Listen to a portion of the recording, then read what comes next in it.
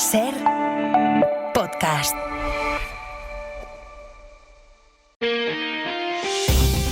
Las 8 de Hoy por Hoy en Ser Podcast. Lo vio el mundo entero, que para eso lo hicieron, para que el mundo mirase, en una obscenidad pensada con todo detalle, como si fuera casi un espectáculo, así lo pensaron. Entregaron los cuerpos de 4 víctimas en una especie de escenario con un montaje de Netanyahu de fondo al que acusan de haberlos matado por los bombardeos contra Gaza.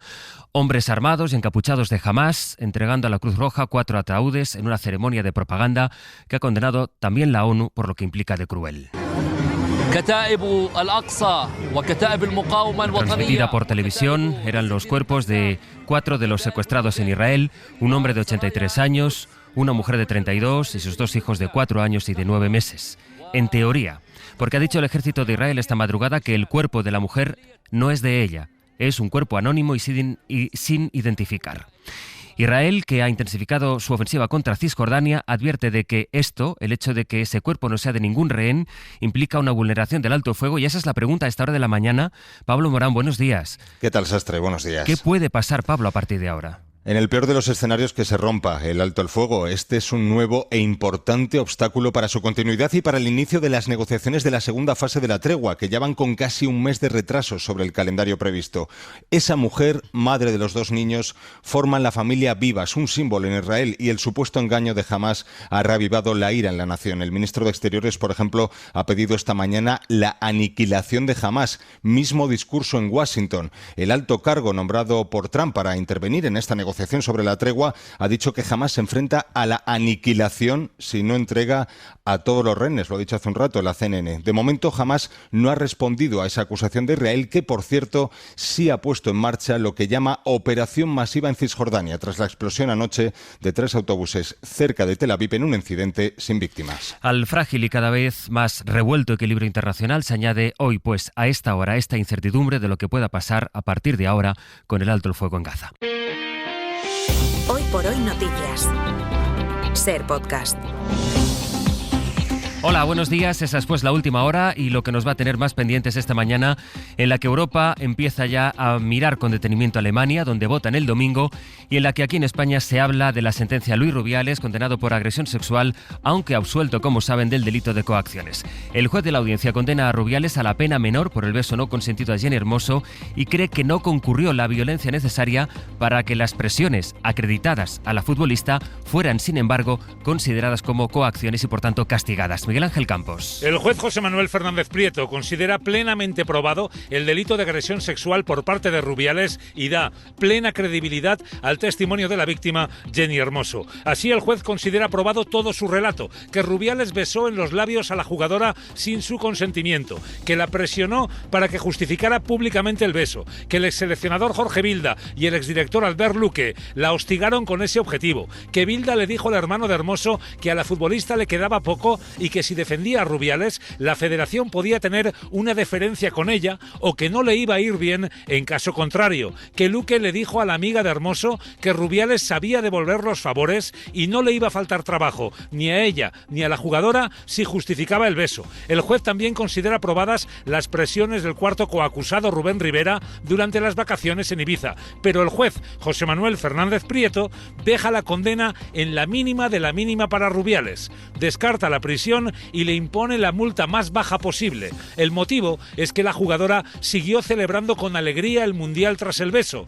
No vio anulada su voluntad, en palabras del juez. También descarta que Rubiales se prevaliera de su superioridad para aquel beso. Dice que se debió a un momento de euforia. En cuanto a las coacciones, el juez absuelve a todos los acusados porque, aunque existen las presiones, no ve el grado de violencia e intimidación necesarias para aplicar este tipo penal. La Fiscalía estudia recurrir el fallo. Rubiales ha anunciado ya que recurrirá. Ayer preguntamos a la futbolista Irene Paredes, que es una de las capitanas de la selección. Lo que puedo decir es que me parece acertada la condena por agresión sexual.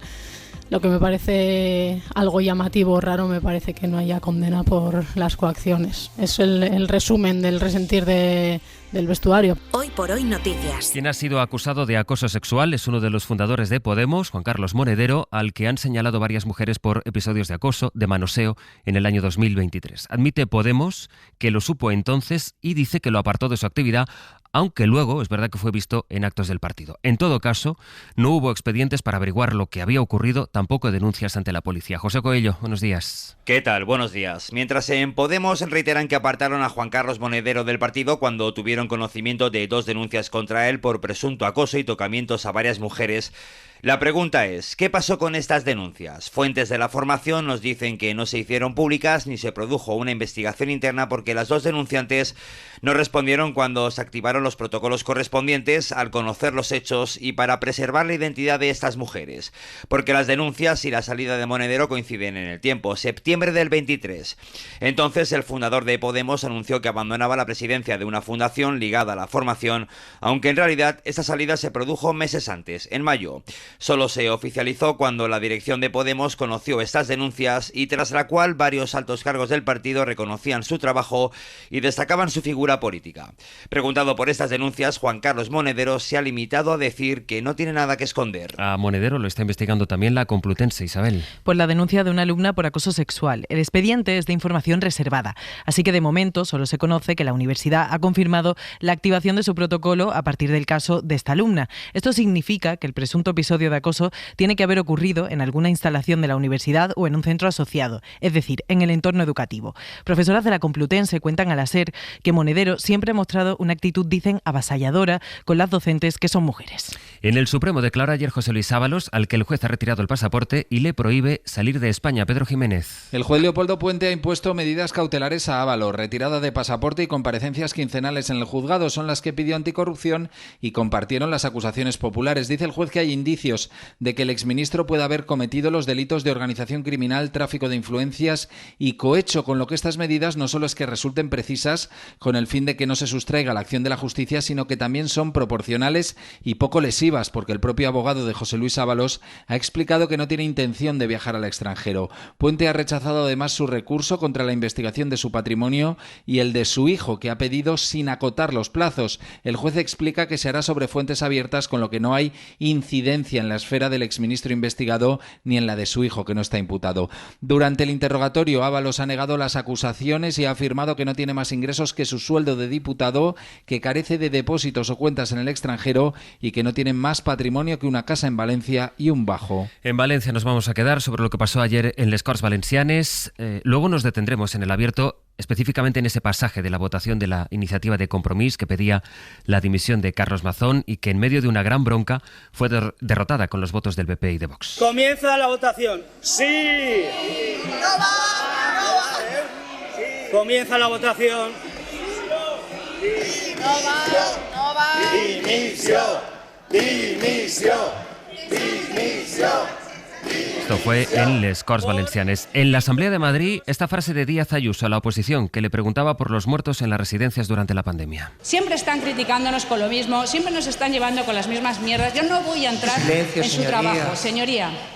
Ya dijeron, tenían que retorcer el dolor de las víctimas de las residencias. No les importó tampoco cuando yo les he traído casos personales de víctimas que dicen que les dejen en paz y que no les metan en esa marea en la que están todos aquellos rebotados que se han quedado fuera de este partido y por tanto se van. A eso de las mismas mierdas, que fue lo que dijo en la Asamblea la presidenta de la comunidad, respondieron Carmen López o María Jesús Valero, que forman parte de los colectivos de familiares de fallecidos en las residencias. Hoy lo ha expresado con unas palabras muy claras. Su subconsciente le ha traicionado porque efectivamente desde el minuto 1 que ocurrió aquella desgracia y les privó de su derecho a la sanidad, ya empezó demostrando lo que significaba para ella. ¿Hasta dónde podemos tolerar esto? Creemos que debería de tomar cartas en el asunto Fiscalía. Hoy por hoy noticias. SER Podcast. Mark Rutte es el secretario general de la OTAN. Es cierto que todavía hay algunos países que no están gastando el 2% en defensa. Estoy hablando con ellos de manera activa e intencionada para asegurarme de que aceleren y alcancen ese 2%. Creo que todos deberían hacerlo para el próximo verano. Les he dicho que si no responden a mis llamadas, puede que reciban las llamadas de un hombre muy agradable en Washington que podría ser menos comprensivo. Digamos que que tiene otras limitaciones de tiempo para que esto se logre. Con un agradable señor de Washington, dice el secretario general de la OTAN sobre la meta de llegar al 2% de inversión en defensa. Es un mensaje para los países europeos, especialmente también, entre ellos, España, al que les advierte el secretario general de la Alianza que tendrán que vérselas con Trump si antes del verano no elevan al 2% ese nivel de inversión.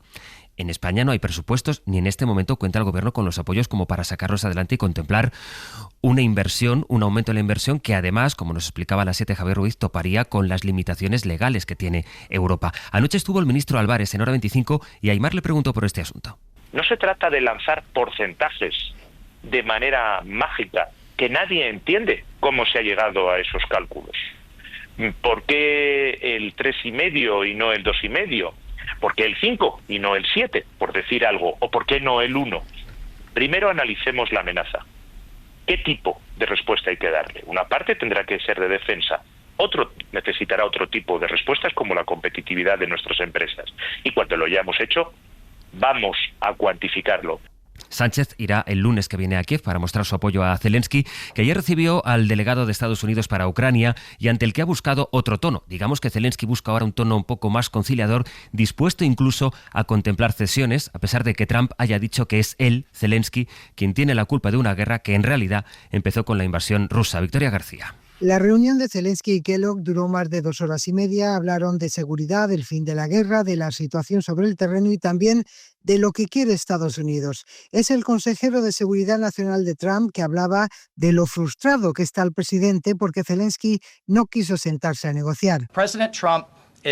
El presidente Trump está muy frustrado porque el presidente Zelensky se ha negado a sentarse en la mesa y no ha querido tomar esta oportunidad que le hemos ofrecido. Esperamos que lo haga y que lo haga muy pronto. El presidente Trump habla de parar el enfrentamiento y seguir adelante. Lo que le ha dicho Zelensky al veterano diplomático y mediador norteamericano, que quiere la paz aunque tenga que usar el enfrentamiento para conseguirlo. Le ha contado cuál es la situación sobre el terreno y sobre el interés de Trump por los minerales raros de Ucrania, que se puede negociar y hablar dependiendo de las condiciones, pero en una primera fase de negociación debe ir destinada a poner fin a los enfrentamientos. Dicho esta madrugada Marco Rubio, que es el secretario de Estado de los Estados Unidos, que Trump está muy enfadado con Zelensky y que tiene motivos para estarlo. Vamos a ir en directo esta mañana a Alemania porque ese país vota el domingo y el nuevo escenario internacional ha condicionado el escenario. Lo ha condicionado, pero la verdad es que no ha movido mucho el tablero. Según las encuestas, la CDU sigue siendo la gran favorita. Saben que ese partido, el gran partido de los conservadores alemanes, se abre a un acuerdo con los socialdemócratas para aislar a la ultraderecha, a cambio, eso sí, de endurecer las políticas migratorias. Corresponsal en Berlín, Carmen Viñas. Las cifras apenas se han movido desde hace un mes y muestran una clara tendencia sobre el futuro político de Alemania. La última encuesta del Instituto YouGov mantiene a los democristianos a la cabeza con un 30% de los votos, seguidos de una fortalecida ultraderecha con un 20%. Sería el partido con mayor crecimiento, con casi el doble de votos que en las últimas generales. Los socialdemócratas, liderados por el actual canciller Olaf Scholz, se consolidan en el tercer puesto con el 16%. La encuesta también revela que el partido de la izquierda ha ganado 3 puntos porcentuales, situándose en el 9%, por detrás de los verdes, que se sitúan en cuarto lugar con un 13%.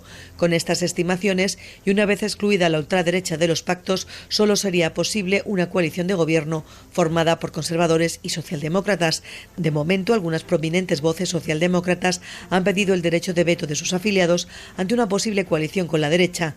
La figura de Merz polariza y genera preocupación en el partido. Sin embargo, las cifras de indecisos superan el tercio de los votantes, con lo que todavía hay margen para cambios significativos en partidos más pequeños, como los verdes, que si la aritmética lo permite, también podrían negociar gobierno con los conservadores. Novedades en la investigación del asesinato del empresario y exalcalde de Gandía, Adolfo Turró, en un crimen que ha consternado a la ciudad. Vamos a Gandía, Ana Llopis. Buenos días. Consternación, incredulidad es el ambiente que se respira en Gandía. No se habla de otra cosa.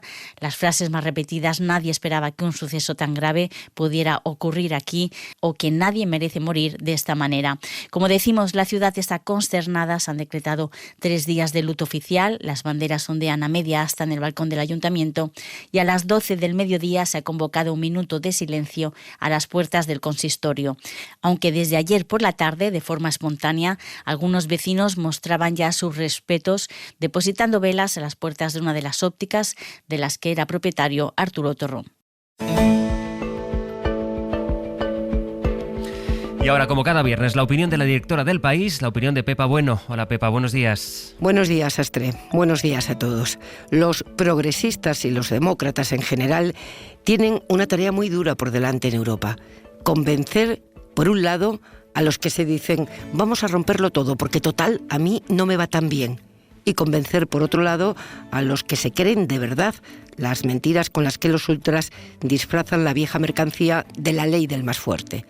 Progresistas, demócratas y todo aquel que se opone a la vuelta a la barbarie suele recordar que la democracia, con sus partidos políticos, sus mecanismos y sus reglas, ha sido capaz de ofrecernos sanidad gratis y universal, educación para todos y ayudas sociales que, además de justicia y dignidad, mantienen la seguridad en nuestras calles. No es un catálogo de servicios que se encuentre fácilmente por el mundo, pero nos hemos acostumbrado y lo damos por hecho. Por eso, además de resolver problemas nuevos como la vivienda, los líderes demócratas están obligados a ofrecer un nuevo contrato social, una promesa de que la era digital también puede ser humanizada, un compromiso que sirva de contrapunto a la motosierra digital que se carga el Estado y nos deja a la intemperie como en el salvaje oeste. Quien consiga formular bien y con credibilidad ese compromiso, un compromiso basado en valores humanos y no en la brutalidad y en los algoritmos, se llevará el gato al agua. En 10 minutos el abierto. Hoy con Joan Subirats, Cristina de la Hoz y Víctor Lapuente. Para no perderte ningún episodio, síguenos en la aplicación o la web de la SER, Podium Podcast o tu plataforma de audio favorita.